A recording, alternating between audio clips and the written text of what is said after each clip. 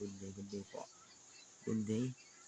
I-share ko lang po sa inyo kung paano po malaman kung meron kang violation or restriction sa iyong account. Ito po. Click lang po natin ang 3 lines sa right side. Ito po. Tapos scroll down. Nakita po natin ang support inbox. Click nyo po. Mas nakita nyo po dito ang report about other and your alert. Click po yung alert. Dito nyo po makikita yung mga copyright nyo po sa mga video. Dito po. Tapos dito naman po yung mga nagre-report sa inyong mga account. Back po tayo. Back ulit.